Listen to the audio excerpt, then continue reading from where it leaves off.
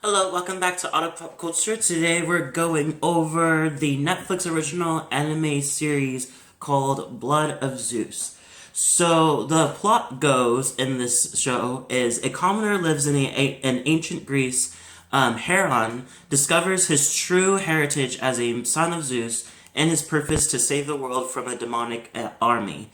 So this actually popped up on my was all well. I should say I already knew it's coming. It was coming out because I watched the whole like what's coming this month in Netflix video on YouTube. So I knew this was coming. So I saved it, and I still haven't. And I to that day I still haven't watched Castlevania, and I know, and I played the game before.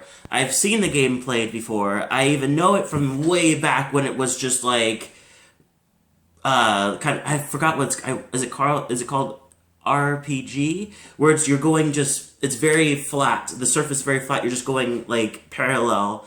I was there for that time of it when it came out, so I saw this. I didn't watch it yet because I was in the midst of I was in the midst of playing Castlevania on PS4 for the first time by myself before, and I really, really loved it. I was like, I need to get into the show. I just need to just drop everything and just get into it. So I did. I got like 2 episodes in, and I really, really liked the graphics and everything was going on.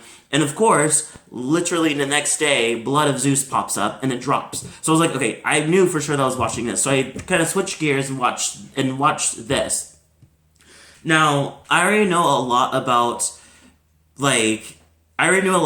Castlevania and the direction of what it was going and how people thought about it and like dissecting it.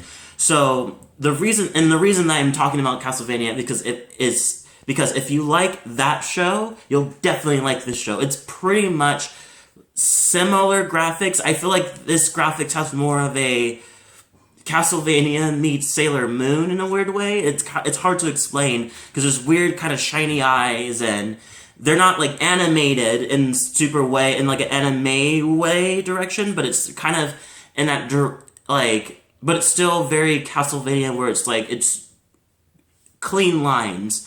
So I did like this one. I love the whole thing. I'll try not to spoil anything other than the idea or other than what I thought about it and keeping it clean. So I really liked it, and I liked it for multiple reasons. So first of all, we already know that, I'll just tell you right now before you go into it, is that it doesn't follow fully on the actual legends of the Olympians and stuff like that, and actual Greekology, whatever. It's that. It doesn't really follow in that path directly in the Greek mythology. What am I saying? So it doesn't really fall in like directly on it, but because it doesn't, it doesn't entirely, but at the same time it still does by giving you the basis of what usually happens. It's just giving you a different story of how it ends and how it really goes down. And I personally like this because it's the first time we get a full-on Hera character. We spent multiple times in multiple shows and live action shows and movies where they kind of talk about it, or she's good in this one, so they completely dust away the fact that half of Zeus's children are from his infidelity, so it's not even, it's like I don't even know which one she actually birthed, other than, I know she did, well, so side note, I used to have a teacher in, I want to say 9th grade, who was Greek herself, and she even claimed to be, ancestors from the Spartans. And she was very into it to the point where we spent like a good half of the year just talking about Greek mythology, and I was obsessed. I was so into it. So this is what opened that door. So I know exactly where the direction is supposed to go and the guidelines that it's supposed to go on. So they definitely they kind of veer away from that in a good way and give kind of Hera a little bit of justice. Because I felt like for the longest time we just ignored the fact that Zeus was cheating on her multiple times, and all these different gods coming out of it, and demigods coming out of it, and they're like, oh, cool, whatever. And so now they're up in Olympia, and it's just like, or Olympus, and they're just like, oh, okay, cool. Meanwhile, Hera's like, what the fuck? Like, this is really what's going on? We're just okay with this? And so, in this story, we finally get her going for, like, no, never mind. I am done with this. I'm gonna go forward. I am not only gonna sabotage the demigods that you've made, I'm gonna go after their family. I'm gonna also wreck some rules up inside Olympus. And you can't do shit about it, because when they find out what you actually did, and knowing that they kind of already know that you're kind of you're pretty much a douchebag, they're gonna be like, yeah, it's only a matter of time before she exploded on you. And that's exactly what this whole idea is. And it's about this guy named Heron, who is one of the demigods that Zeus has birthed. But he's actually not a real. In Greek mythology, he doesn't exist. So this is just based off purely for the storyline. And so it's about him trying to stop everything from happening that pretty much Hera has started with the idea of being upset because Zeus can't fucking keep it in his pants. So, and I think I really like it. I really, really liked it.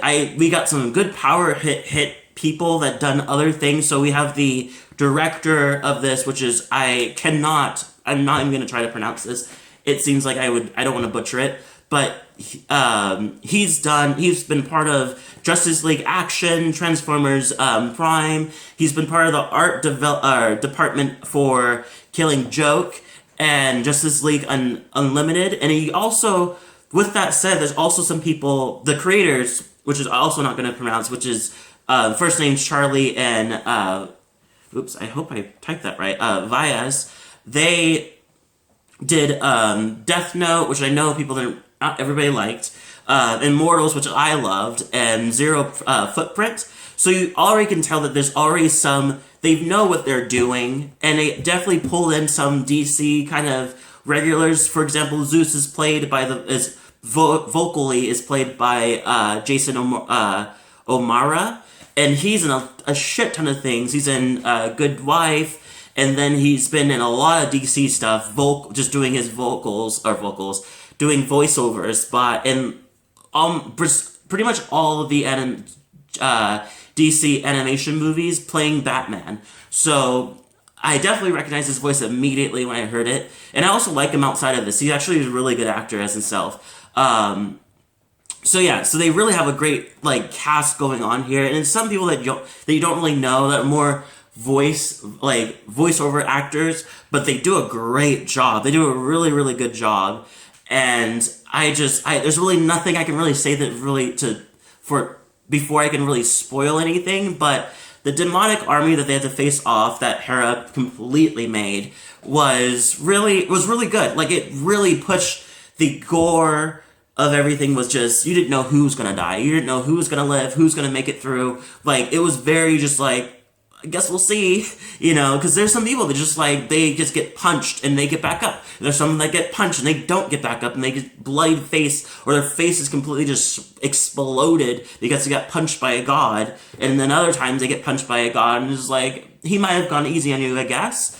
I guess that forms into my only critique of it, is that there's some parts where it did kind of feel like they held back on the gore here, but then they went full on in this one. But I do like it when it did get very gory. But yeah, I really like this. A couple of things is that, another thing is that, they also threw a couple of other characters into it. So you have an Amazonian who's, really, really good at what she's doing, and you see her, in her best, and she's killing it. And then you have a couple of comic relief with these two guys, Evios and Kofi, who kind of bring in diversity and kind of bring in the comedic relief, which is really nice. But all in all, this is a really, really good show. I really liked it. It was very short. The episodes are 20 minutes long, so you're just zipping right through it. And it's only, I think, 8 episodes. and they end it with a cliffhanger, which is I personally thought was kind of weird because I don't really feel like it really said. I think we left out a person. I'm not going to spoil it, but we left out a god that we were supposed to see earlier. But this person's like thinking of doing more stuff, which is I guess we're getting a second season, hopefully. But the cliffhanger leaves a lot to open with a lot of things that happen at the end of that episode. So check it out. I really highly recommend it. It's really fun. I give it a 9 out of 10. 4 out of 5 if we're... No, yes. 4 out of 5 because I know I'm doing the out of 5 with the movies. Leave a comment below, tell me what you thought. If you like it, hit a like button. And don't forget to subscribe if you like it more, and to see more of my videos, and also hit the notifications so you get more of my videos. And I hope to see you all in the next video.